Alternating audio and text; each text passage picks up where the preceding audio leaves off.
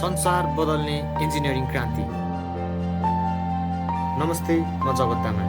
के तपाईँले कहिले सोच्नु भएको छ हामी सानो उडारबाट निस्किएर कसरी मङ्गल ग्रह पुग्ने सपना देख्न सम्म बन्यौँ? यो सबै इन्जिनियरिङको कमाल हो। आज हामी इन्जिनियरिङको इतिहास र यसको विकासक्रमबारे चर्चा गर्नेछौँ।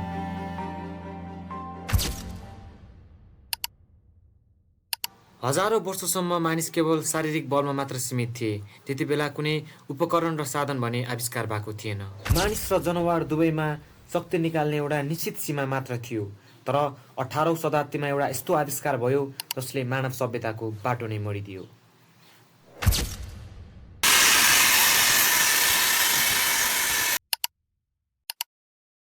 त्यो आविष्कार थियो स्टिम इन्जिन। थोमस न्युकोमेनले खानीबाट पानी निकाल्न पहिलो इन्जिन बनाएका थिए। तर जेम्स वाटले यसलाई परिष्कृत गरेर शक्तिशाली बनाए। उनले इन्जिनियरिङलाई शक्तिको नयाँ परिभाषा स्टिम इन्जिनबाट दिए। आउनुहोस् अब हेरौँ स्टिम इन्जिनले कसरी काम गर्दो रहेछ त, जसमा कोइलाबाट प्रड्युस भएको स्टिम मेकानिकल एनर्जीमा कन्भर्ट हुन्छ।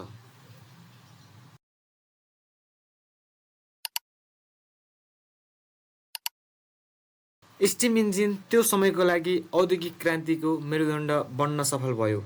इन्जिनियरिङ अब घर र पुल बनाउन मात्र सीमित रहेन, यसले मेसिनहरूलाई गति दियो र सामानहरू एक महादेशबाट अर्को महादेशमा पुर्याउन एकदमै ठुलो भूमिका खेल्यो।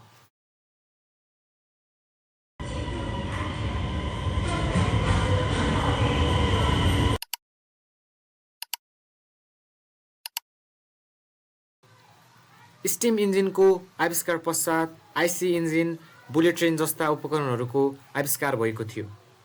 आजको न्युक्लियर प्लान्टदेखि रकेटसम्म सबैको जरा यही स्टिम इन्जिनको सिद्धान्तमा जोडिएको छ। आजको लागि भिडियो यति नै। भिडियो कस्तो लाग्यो कमेन्ट गरिदिनु होला। तपाईँहरू नयाँ हुनुहुन्छ भने मेरो च्यानललाई सब्सक्राइब गरिदिनु होला। हस्त, धन्यवाद, थ्याङ्क यू।